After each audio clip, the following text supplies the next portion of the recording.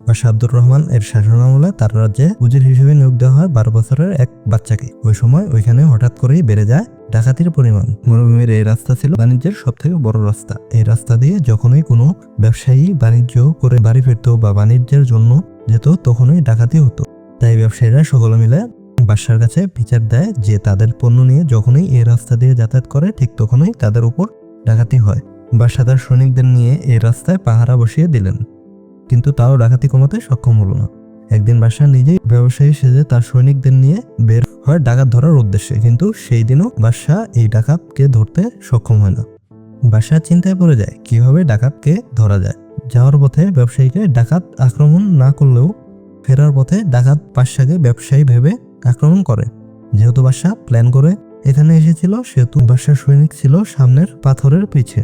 তাই ডাকাত দল বাদশাকে আক্রমণ করলে বাদশার সৈনিক ডাকাত দলকে ধরতে সক্ষম হয়। এভাবে বাদশা ডাকাত দলকে ধরে, কিন্তু ডাকাত দলকে ধরতে সক্ষম হলেও ডাকাত সর্দারকে বাদশা ধরতে পারেনি। কারণ যখন বাদশার সৈনিক আর ডাকাত দল যুদ্ধ করছে, তখনই ডাকাত সর্দার যুদ্ধের ময়দান থেকে পালায়।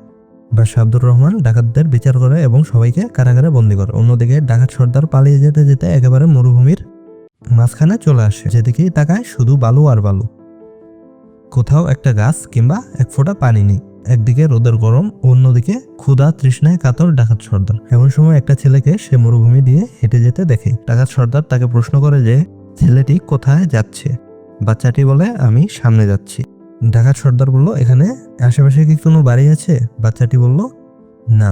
ডাকাত সর্দার বলল, তাহলে তুমি কোথা থেকে আসছো? ছেলেটি বলল, বাড়ি থেকে। তখন ডাকাত সর্দার বলল, তোমার কাছে কি পানি আছে?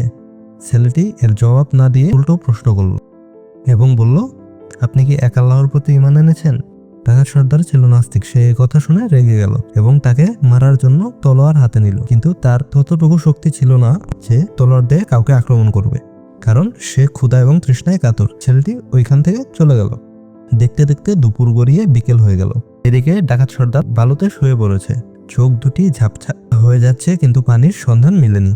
এমন সময় ডাকাত সর্দার এর চোখে পড়ে ওই পিচ্চি ছেলেটি। আবারও তাকে ডাকাত সর্দার প্রশ্ন করলো যে সে কোথায় যাচ্ছে। তখনও ছেলেটি জবাব দিল সামনে। আবার ডাকাত সর্দার ছেলেটির কাছে পানি চাইল। তখনও ছেলেটি প্রশ্নের উত্তর না দিয়ে উল্টো প্রশ্ন করলো, আপনি কি এক আল্লাহর প্রতি ঈমান এনেছেন? এবার ডাকাত সর্দার আবার রেগে গেল, বলল, লাগবে না তোমার পানি। বাচ্চাটি আবারও চলে গেল। এদিকে দিন পেরিয়ে রাতও চলে গেল। পরের দিন ডাকাত সর্দার এর জীবন যায় যায় অবস্থা। এখন পানি না পেলে বোধহয় মারাই যাবে। ঠিক ওই সময়ই হাজির ওই ছোট্ট ছেলেটি। এখন আর ডাকাত সর্দার এর কথা বলার মতো শক্তি নেই। অনেক কষ্ট করে বলল, তোমার কাছে কি পানি আছে? বাচ্চা ছেলেটি আবারও প্রশ্ন করলো, আপনি কি এক আল্লাহর প্রতি ঈমান এনেছেন? এবার ডাকাত সর্দার বুঝতে পারলো একমাত্র আল্লাহই তাকে বাঁচাতে পারে। তাই ডাকাত সর্দার বলল, হ্যাঁ, আমি ঈমান এনেছি। তারপর ছেলেটি বলল, আমার সাথে কালেমা পড়ুন এবং মুসলিম হন। এবং ডাকাত সর্দার তাই করলো। তারপর ছেলেটি আবারও চলে গেল আর যাওয়ার আগে বলল, আপনি আল্লাহর উপর ঈমান এনেছেন, আল্লাহই আপনাকে বাঁচাবে। এদিকে ডাকাত সর্দারও কিছু বলার মতো অবস্থায় নেই। আর কিছুক্ষণ পরেই এই মরুভূমির ভেতরে শুরু হলো বৃষ্টি। দীর্ঘ 2 বছর ধরে এই মরুভূমিতে কোনো বৃষ্টি ছিল না। আর এই বৃষ্টির পানি পান করে ডাকাত সর্দার এই যাত্রায় বেঁচে গেল। কিন্তু তাকে খুঁজতে আসা বাদশার বাহিনী তাকে ধরে ফেললো এবং জেলে বন্দি করলো। এতে ডাকাত সর্দার এই যাত্রায় বেঁচে গেল। কারাগারে থাকা সকল ডাকাতের সদস্যদের বলল সে মুসলিম হয়েছে এবং ডাকাতের সকল সদস্যরা ডাকাতের সর্দারের কথা মতো মুসলিম হয়ে গেল। 2 দিন পর তাদের বিচার করতে নিয়ে যাওয়া হলো কাঠগড়ায়। বিচার কার্যের এক পর্যায়ে বিচারক জানতে পারলো যে তারা সবাই সদ্য মুসলিম হয়েছে। আর এই রাজ্যের নিয়ম অনুসারে যারা নতুন মুসলিম হয় তাদের সবাইকে পূর্বের অপরাধের জন্য ক্ষমা করে দেওয়া হয় এবং সাথে 1 বছরের খাজনা মওকুফ করে দেওয়া হয়। আর এই আশ্চর্য ব্যাপার হলো, এই নিয়মটি শুরু হয়েছে ডাকাতের বিচার হওয়ার ঠিক 1 সপ্তাহ আগে। আর এই নিয়ম যে চালু করেছে সে আর কেউ নয়, নতুন নিযুক্ত 12 বছরের সেই উজির। ডাকাত সর্দার অপরাধ থেকে মুক্তি লাভের পর ভালো হয়ে যাওয়ার সিদ্ধান্ত নিল এবং যার নতুন আইনের জন্য তারা সবাই বেঁচে গেল তার সাথে, অর্থাৎ সেই 12 বছরের উজিরের সাথে ডাকাত সর্দার দেখা করতে চাইল। তাই সবাই মিলে একদিন উজিরের বাড়িতে গেল এবং গিয়ে যা দেখলো তা বিশ্বাস করার মতো নয়।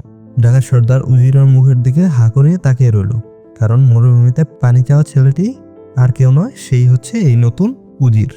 তো ভিডিওটি ভালো লাগলে লাইক ও শেয়ার করতে পারেন। আর কি বিষয়ে ভিডিও পেতে চান তা কমেন্ট করে জানান। আর এমন নতুন বিষয় জানার ইচ্ছা থাকলে জাদুঘর টিভি চ্যানেলটি সাবস্ক্রাইব করে পাশে রাখা বেল আইকনটি প্রেস করুন। ধন্যবাদ।